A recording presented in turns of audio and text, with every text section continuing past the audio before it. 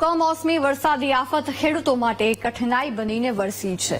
ખેડૂતોના મોઢે આવેલો કોળિયો આ વરસાદી આફતે છીનવી લીધો, જેના કારણે ખેડૂતોને રોવાનો વારો આવ્યો છે। દક્ષિણ ગુજરાતમાં કેરી, કેળા, ડાંગર તો ઉત્તરમાં બાજરીનો પાક બરબાદ થઈ ગયો છે, જ્યારે સૌરાષ્ટ્રમાં અડદ, મગ, તલ સહિત કેરીના પાકને ભારે નુકસાની પહોંચી છે। જો કે આ આફત હજુ પણ 2 દિવસ સુધી ખેડૂતોના માથે મંડરાયેલી છે, ત્યારે ક્યાં કેટલો વરસાદ પડ્યો, હજુ ક્યાં ભારે વરસાદની આગાહી છે અને વરસાદી આફતે કયા ખેડૂતોના મુખેથી કોળિયો છીનવી લીધો છે, કઈ જગ્યાના ખેડૂતોના મુખેથી કોળિયો છીનવી લીધો છે, આવો જોઈએ આ રિપોર્ટમાં। ક્યાંક કરા સાથે વરસાદ,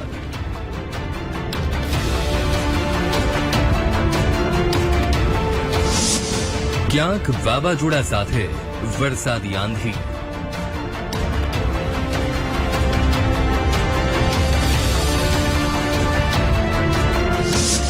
ક્યાંક ભર ઉનાળે ચોમાસાની જેમ વહ્યા પાણી,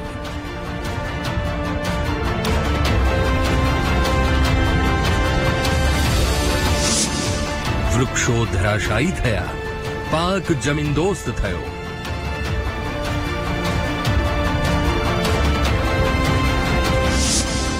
મોઢે આવેલો કોળિયો કમોસમીએ છીનવ્યો।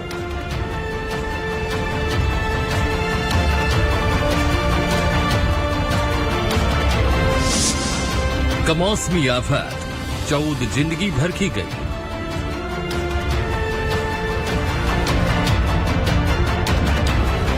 રાજ્યમાં વરસાદી આંધી એવી રીતે વરસી કે એક ઝાટકે એક દિવસમાં કાયા પલટ કરી નાખી છે। ભર ઉનાળે ચોમાસા જેવો માહોલ જામ્યો, ક્યાંક કરા સાથે વરસાદી આંધી વરસી તો ક્યાંક ભારે પવન સાથે આ કમોસમી આફત હકીકતમાં આફત બનીને જ વરસી છે, કારણ કે રાજ્યના 10 થી વધુ જિલ્લામાં માવઠું પડ્યું અને આ માવઠું કહેવું કે ચોમાસું તે નક્કી કરવું પણ મુશ્કેલ, કારણ કે ચોમાસાની જેમ જ વરસાદ પડ્યો છે, જેમાં 1 ઇંચથી લઈને 3 ઇંચ સુધી વરસાદ નોંધાયો। અમરેલીમાં તો વરસાદી આંધી એવી રીતે વરસી કે સમગ્ર પંથકમાં ચોમાસાની જેમ પાણી વહેતા જોવા મળ્યા। જાણે ચોમાસું જામ્યું હોય તેમ રસ્તા પરથી ઘૂંટણસમા પાણી વહેતા જોવા મળ્યા। સતત બીજા દિવસે પણ વરસાદી આફત, 168 તાલુકામાં 1 મિલીમીટરથી 1.5 ઇંચ સુધી વરસાદ। સોમવારે રાત્રે તો વરસાદી આફત વીજળીના કડાકા અને ભડાકા સાથે વરસી, પરંતુ મંગળવારે પણ રાજ્યમાં વરસાદી માહોલ જોવા મળ્યો અને આ 2 દિવસમાં પડેલા વરસાદમાં 14 લોકોએ જીવ ગુમાવ્યા છે, જેમાં કોઈ પર વીજળી તો કોઈ પર હોર્ડિંગ્સ તો કોઈ પર વૃક્ષ। જો કે રાજ્યના ખેડૂતો માટે હજુ પણ 2 દિવસ ભારે છે, ખાસ કરીને સૌરાષ્ટ્ર અને ઉત્તર ગુજરાતના લોકો માટે।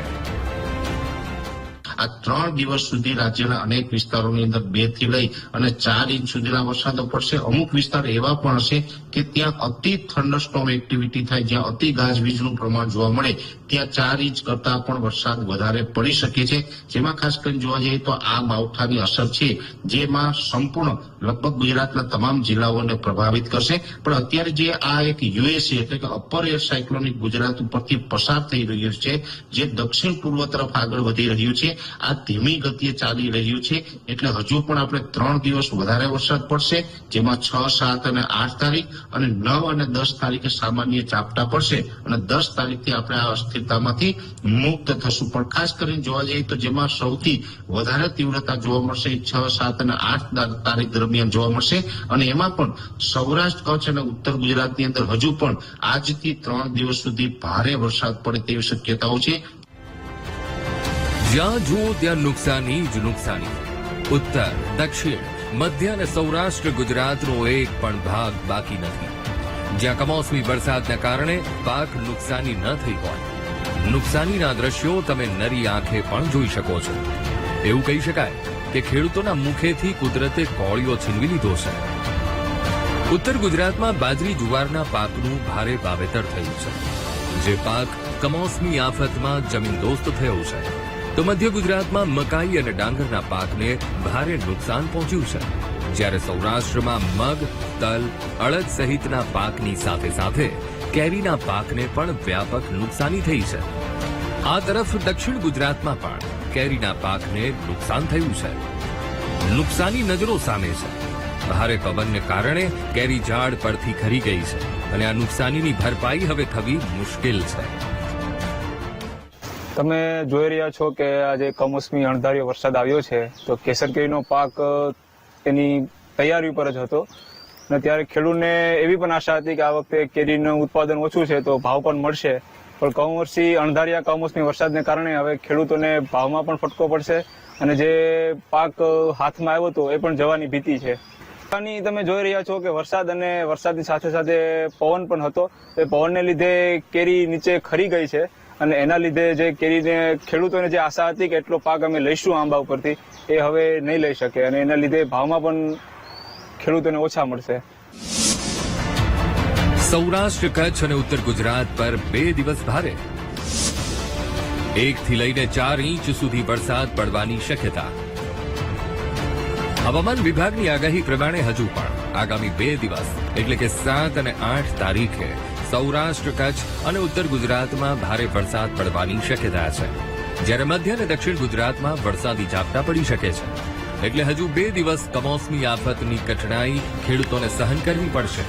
તેવામાં વરસાદી આફત ખેડૂતોને કેટલી પાયમાલ કરે છે અને ક્યાં કેટલો વરસાદ પડે છે તે જોવું રહ્યું. Bureau report, VTV news.